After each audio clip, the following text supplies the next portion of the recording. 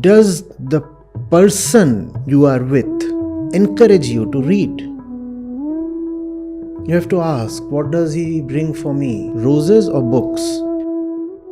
If someone has a stake in making you better, that person will push you towards books. Books are what we all need.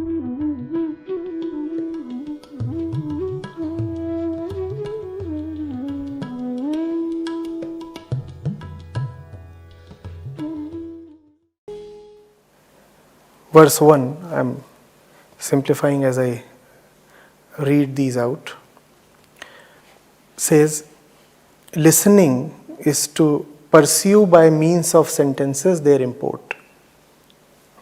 Listening has been defined. Listening is to pursue by means of sentences their import. Then thinking has been defined. Thinking consists in perceiving the consistency of sentences with reason. Then meditation has been talked of. Meditation is indeed the exclusive attention of the mind fixed on the import rendered indubitable through listening and thinking. So listening has happened, thinking has happened. Now that which has become indubitable, credible, certain through listening and thinking has to be attended to. So meditation is the exclusive attention of the mind on that which has been proven through listening and thinking. Then concentration, and it has been defined this way. Concentration is said to be the mind which, outgrowing the dualism between the meditator and meditation, gradually dwells exclusively on the object of meditation and is like a flame in a windless spot. And then he has quoted me. Intelligence is that which enables you to simply see. Intelligence is that which reduces the whole clutter and wipes away the dirt. Intelligence is your fundamental nature. Intelligence is the settlement of the mind. Live in intelligence. And he says, explain everything. How do these activities of mind lead to its settlement? How does intelligence take over? First of all, Abhilash, the translation is not quite accurate. That which is being talked of as concentration here is not really concentration. If the topic of the course is Advait Vedanta, I don't know how the readings have been decided and which particular books are being referred to. In fact, why only Adhyatma Upanishad and only Adhyatma Upanishad is there? I don't know how the readings have been selected.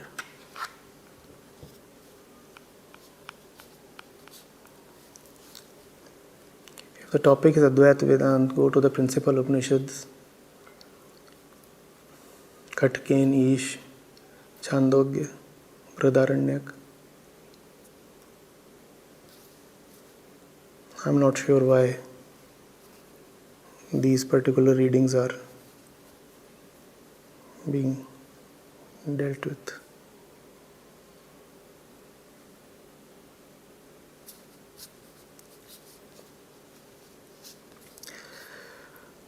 Now, what are you asking?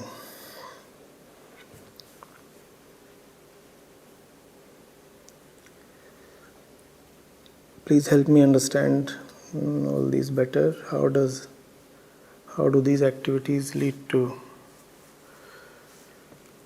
their own settlement, intelligence that take over? In the verses from the Upanishads that you have quoted, so these four things have been talked of: listening, thinking, meditation, concentration. Concentration that is being talked of here is actually samadhi. Listening that is being talked of here is actually just hearing. So hearing is to pursue by means of sentences their import. Hearing simply means take in the sentence, take in the gross word. Let the sound wave strike your eardrums. Let your brain receive the signal that is hearing. Let the sound wave strike your eardrum. Let your consciousness receive the signal that something has been communicated to you. That much is hearing. Obviously, hearing has to be there. Without that, things can't even begin. Then there is thinking. So, hear, then think about it. What does it mean to think? The Upanishad says, to think is to measure the consistency of the heard sentence, the heard input with reason. See whether what is being said is logical. See whether what is being said is factual. See whether what is being said abides by the law of cause and effect. See whether what has been said is self-contradictory.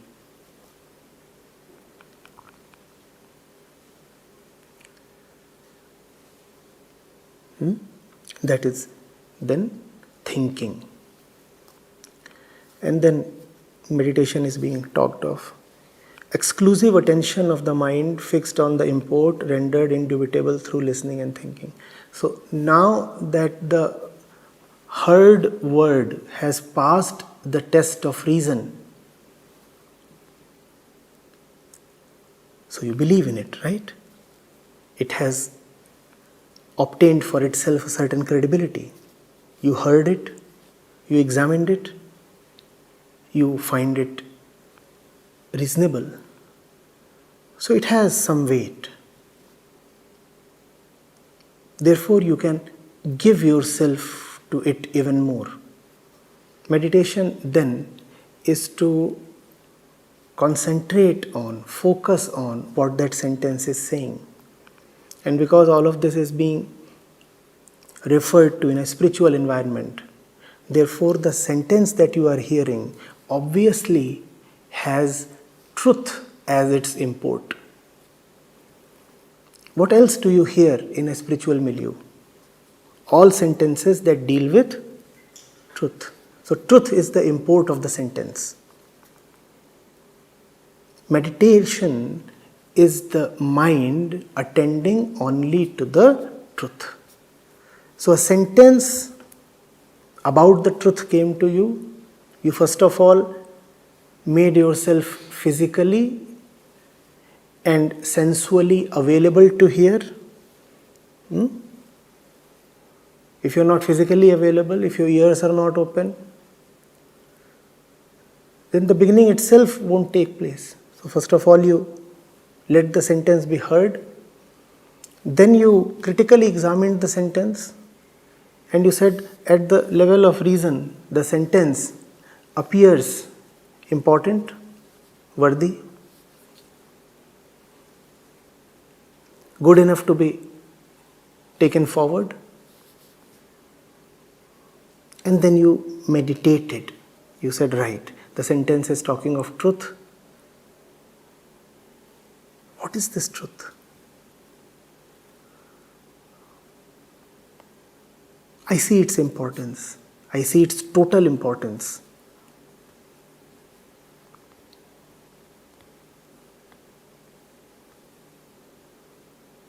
How do I be available to it?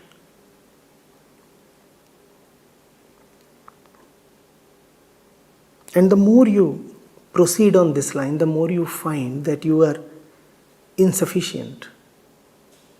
So you give more of yourself to this process. Seeking the truth demands all your resources. And when all your resources are demanded, then you withdraw your resources from elsewhere.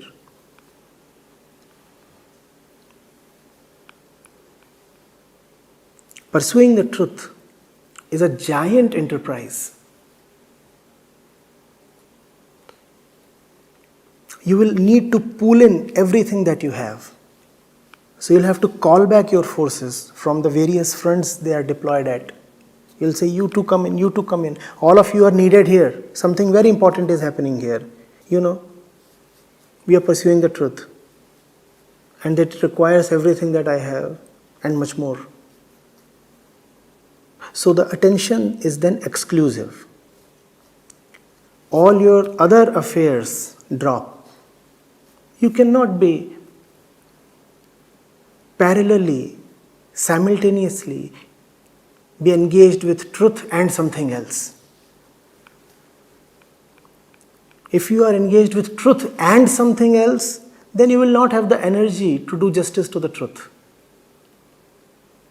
And in the competition between truth and something else, the something else will always prevail. There is a clear reason. That something else is little. So it can survive even with your little dedication. That something else is small, mediocre. So how much attention does it need? Small, little. How much does truth need? Everything. Let's say you have 10 units of resources. And there is truth and there is something else. Something else needs just 1 unit of your resources.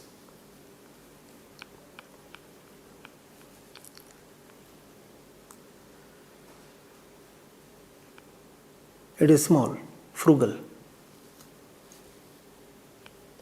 Truth requires all 10 units that you have. And you say, I am greatly dedicated towards the truth. I will give 9 units to the truth and 1 unit to something else. In your own calculation, you have greatly favored the truth, have you not? You are giving 9 units to truth and just 1 unit to something else. You are saying, you see, I love the truth 9:1. But what have you actually done? That something else will survive because 1 unit is sufficient for it. Truth will die down. Your pursuit of truth will be aborted. Because truth requires all 10. Even 9 is highly insufficient.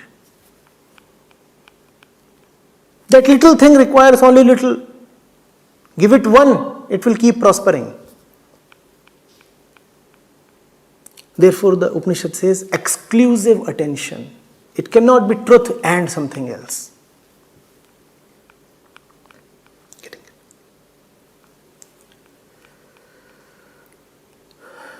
Then samadhi.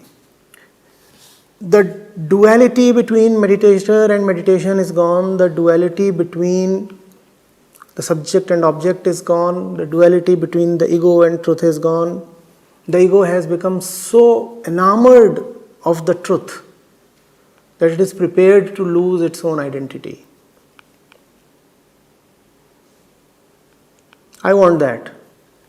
I am looking continuously at that. So I have lost all track of myself. Do I exist?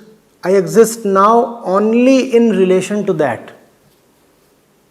So first of all, the other relationships are cut off. You say, I exist only in relation to that. That is my only identity. Who am I? Something related to that. Everything else drops off. And slowly, you even stop saying that you are related to that.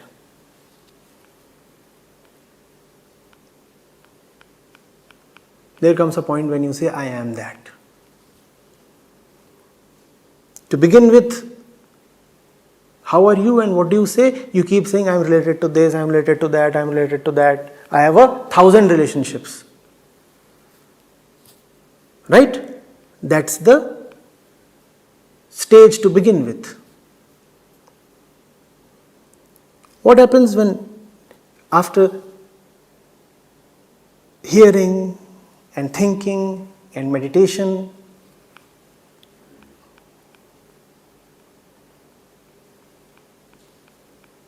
you remain related only to that? The other relationships fall off. Because if you are to pursue that, then that requires everything that you have. If you give everything that you have to that, then the other things will obviously be disappointed. And they will all just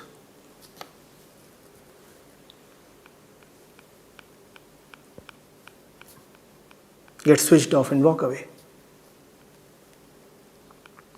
So now you have only one relationship. From 100 relationships, you are left with one. And finally, even that one relationship no more remains a relationship, it becomes a union. So I'm not related to that, I'm that. I'm related to the 100. Then I'm related to just one.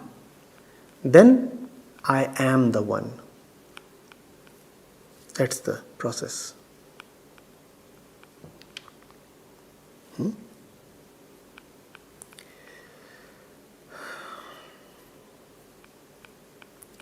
And then,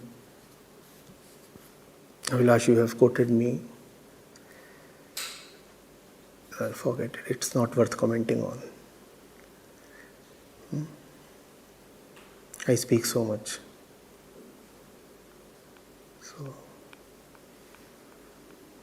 it's already a bad situation. Don't make me speak upon myself. It would be worse.